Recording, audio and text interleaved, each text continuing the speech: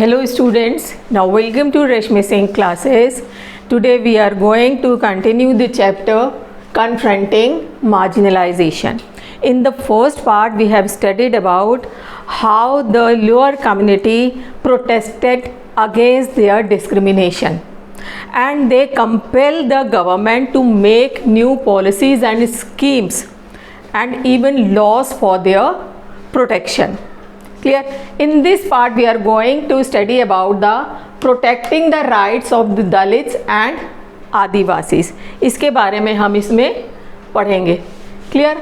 तो protecting the rights of the Dalits and Adivasis means there are so many schemes and policies, and apart from these policies and schemes there are specific laws that guard against the discrimination of these communities. कुछ laws भी frame किए गए हैं, government ने frame किए हैं कि apart from schemes and policies, और वो लॉज किस तरह प्रोटेक्ट करते हैं वो मैं आपको एक स्टोरी सुनाऊंगी, उससे आपको आइडिया लगेगा how they use the protection that laws provided. Laws किस तरह उनको प्रोटेक्शन प्रोवाइड करते हैं. तो एक छोटी सी स्टोरी है, इंटरेस्टिंग स्टोरी है, आपकी बुक में भी है लेकिन ध्यान से सुनिएगा. Jagmalgur is a name of a small village. In that village they were gearing up for big festival. वहाँ पे एक बिग फेस्टिवल था एंड ये festival once in a 5 years, हर 5 साल बाद होता था और बहुत बड़े स्केल पे हुआ करता था. And the ceremony begins with the Dalit community. इस सेरेमनी के लिए वो क्या करते, जो उनकी लोकल डेटी होती थी उसकी पूजा करते थे और आसपास के जितने गांव में 15-20 गांव के प्रीस्ट को इनवाइट किया करते थे इस सेरेमनी को परफॉर्म करने के लिए. और सेरेमनी जो स्टार्ट की जाती थी that started from the Dalit community. Dalit community का एक आदमी होता था, वो इस सेरेमनी को स्टार्ट करता था. Washing feet of all priest, जितने भी प्रीस्ट आते थे उनके पैरों को वो धोता था और उसी पानी से वो नहाता था. ठीक है. एंड ये जो सेरेमनी बिगिन दलित कम्युनिटी एक थी रत्नाम, एक लड़का था, उसकी फैमिली को दी गई थी. मीन्स रत्नाम के ग्रैंडफादर फादर ने भी इसको परफॉर्म किया था. Now this time this was given to Ratnams. इस बार रत्नाम की ड्यूटी थी कि वो सारे प्रीस्ट के पैर धोएगा और उनसे नहाएगा. ठीक है. बट रत्नाम रिफ्यूज्ड, लेकिन रत्नाम ने इस सेरेमनी को करने से मना कर दिया. ठीक है. 20 years old, studying in an engineering college. Ratnam was a young boy, 20 years old, and he was studying in a engineering college, and he refused to perform this ceremony.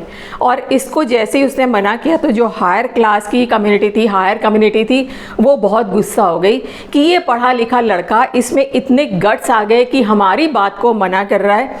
And even higher community के अलावा ये जो lower community के भी जो marginalised group थे ये भी बहुत ज़्यादा गुस्सा हो गए. उनको ये लगा कि हम लोग एज अ जैसे कहते हैं ना डेली वेजर की तरह हम इनके काम करते हैं, इनके प्लॉट्स पे, इनके फॉर्म्स पे, और अगर इन्होंने हमें नहीं बुलाया, गुस्सा हो गए, तो हमारे घर में तो चूल्हा भी नहीं चलेगा.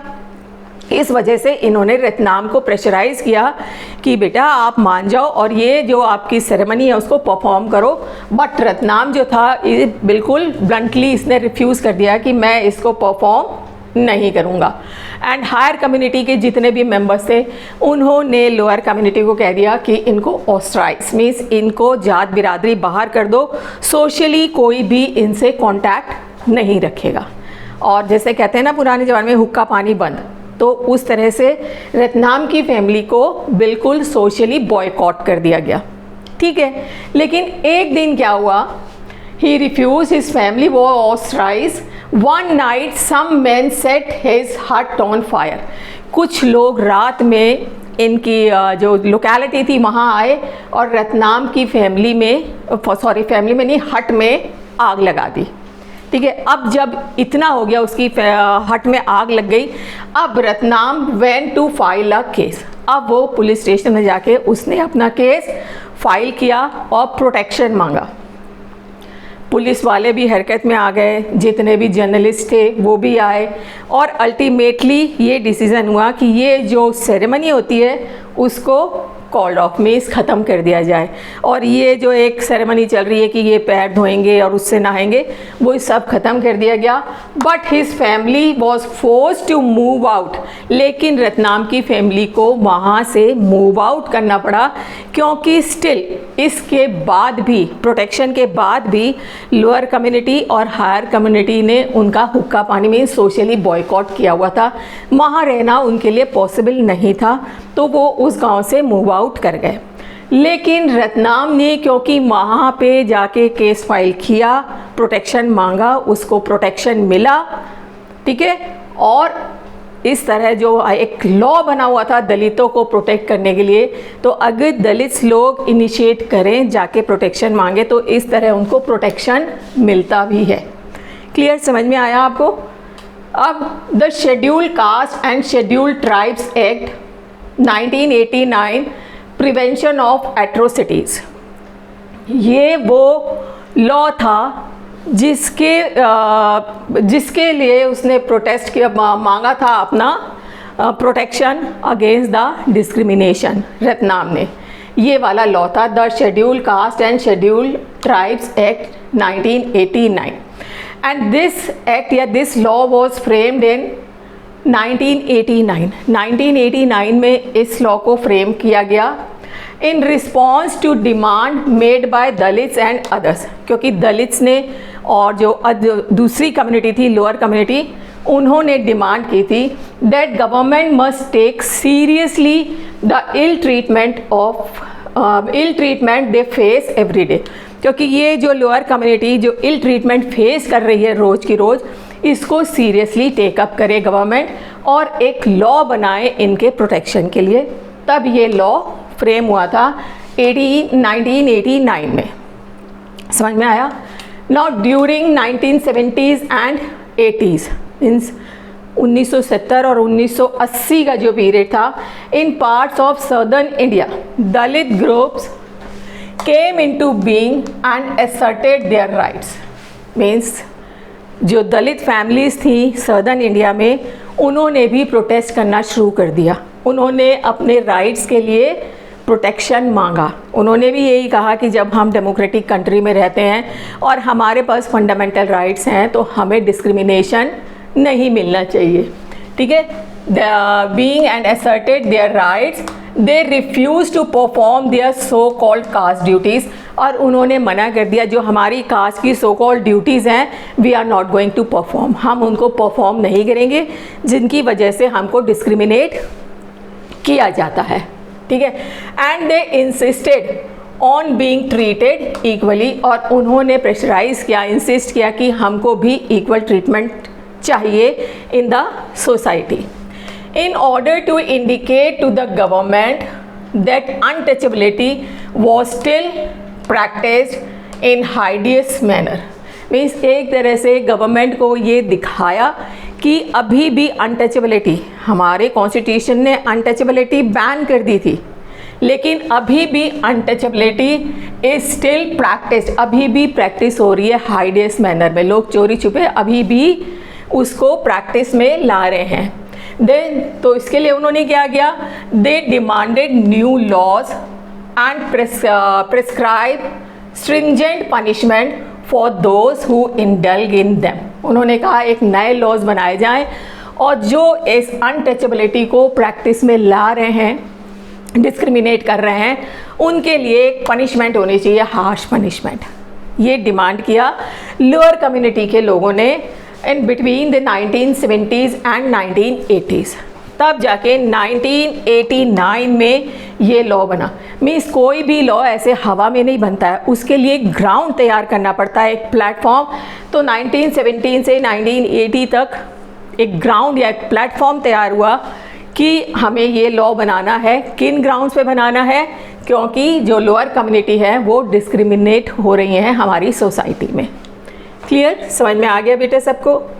नाउ उसी समय क्या हुआ, the adivasis people also organise themselves. अब adivasis they were evicted from their native land, वहाँ से उनको उखाड़ के अलग कर दिया गया।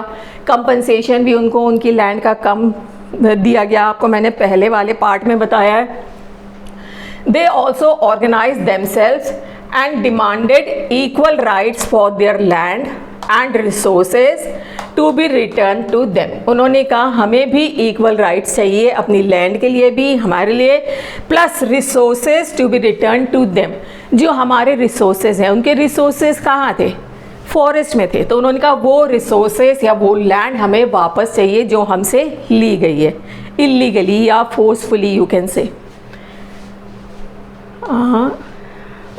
Return to them.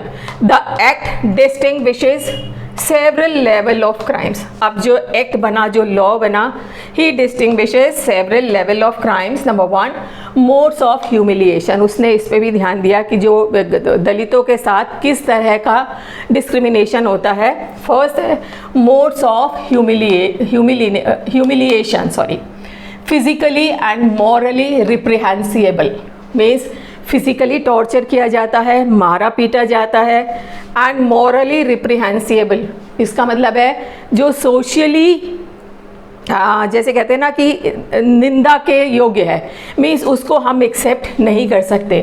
कैसे, इसमें कौन कौन से क्राइम्स आ जाते हैं? फोर्स देम टू ईट और ड्रिंक एनी इनएडिबल और ऑब्सनॉक्सियस सब्सटेंस, मीन्स उनको प्रेशराइज किया जाता है ऐसी चीज़ खाने और पीने के लिए जो खाने और पीने के लिए नहीं बनी है। For example the animal and human waste, उसको कहते हैं ज़बरदस्ती कि आप खाइए, वो ठीक नहीं है। उसको कोई खाता है क्या? कोई भी नहीं खाता, लेकिन उनको प्रेशराइज किया जाता है कि आपको ये खाना ही है, नहीं तो मार पिटाई होती है, फिजिकली भी उनको मारा पटा जाता है। एंड रिमूव क्लोथ्स और परेड दैम न्यूड, नेकेड, सारे कपड़े उतार के न्यूड उनको पूरे गांव में घुमाया जाता है, इसके ऊपर भी बैन लगाया। एंड पेंटेड फेस, या कई बार उनका मुंह काला करके गधे पे बिठा के भी सारी कम्युनिटी में या सारे विलेज में घुमाया जाता है। इसके पर उन्होंने कहा इस तरह उनको डिस्क्रिमिनेट नहीं करना है। सेकेंड, रॉन्गफुली ऑक्यूपाइज और cultivates any land owned or allotted to a member of scheduled caste or scheduled tribes। किसी भी शेड्यूल ट्राइब या शेड्यूल कास्ट के मेंबर को जो लैंड अलॉट की गई है, फोर्सफुली उनसे कोई नहीं ले सकता कल्टीवेशन के लिए, कि उनको ज़बरदस्ती हटा दिया जाए और आपने वो लैंड ले ली, और अगर ले ली है तो you have to return, full compensation देंगे, कम नहीं देंगे, और उसको रिटर्न ही करेंगे, ठीक है। एंड क्राइम अगेंस्ट दलित और आदिवासी विमेन, लेडीज़ के साथ डिसऑनर नहीं करना है, चाहे वो शेड्यूल कास्ट या शेड्यूल ट्राइब आदिवासी को कम्युनिटी को बिलोंग करती है। Use a force with intent to dishonour, dishonour उसको आगे करने का कोई कोशिश करेगा तो उसको पेनलाइज किया जाएगा। तो इस तरह के वो जो एक लॉ बना उसमें ये सब भी था।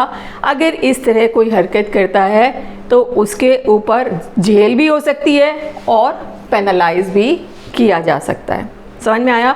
एक बेटा 2 साल पहले न्यूज़पेपर में भी एक न्यूज़ आई थी कि दलित की शादी हो रही थी, और जब उसका प्रोसेशन निकल रहा था बारात का तो उसको गोली मार के उसकी हत्या कर दी गई। जब बाद में पता चला रीज़न क्या था, उन्होंने कहा कि दलितों का कोई राइट नहीं है कि वो अपने बेटे को घोड़े पे बिठा के उसका बारात में लेके जाए। मीन्स उन्होंने कहा ये जो घोड़ी पे बिठाने वाला जो सिस्टम है ये हायर कम्युनिटी का है। मीन्स यहाँ भी डिस्क्रिमिनेशन, ये अखबार में भी न्यूज़ आई थी आज से 2 साल पहले, मतलब अभी भी ये discrimination is still exist in our country. इतने सारे लॉज बन गए हैं, स्कीम्स और पॉलिसीज़, उनको फ्री एजुकेशन है और सब्सिडाइज्ड हॉस्टल है, सब कुछ है, रिजर्वेशंस हैं, लेकिन इसके बावजूद भी मीन्स हम लोग सभी उसमें इन्वॉल्व हैं। अभी भी अनटचेबिलिटी अभी भी still exist in our country. जब तक हम लोग नहीं उभरेंगे, अपनी विल पावर को स्ट्रॉन्ग नहीं करेंगे, उनको इक्वली ट्रीट नहीं करेंगे, तो ये हमारी कंट्री से नहीं जा सकती। तो बेटा अभी तो इस वाले पार्ट में हम इतना ही पढ़ेंगे। नेक्स्ट पार्ट में हम पढ़ेंगे अबाउट द मैनुअल स्कैवेंजिंग। ठीक है, आप बार बार मैं बोलती हूँ, फिर से बोल रही हूँ, आपको क्या करना है, like and subscribe the channel. कोई प्रेशर नहीं है, समझ में आएगा तब आप लाइक भी करेंगे and subscribe the channel and don't forget to press the bell icon. Thank you.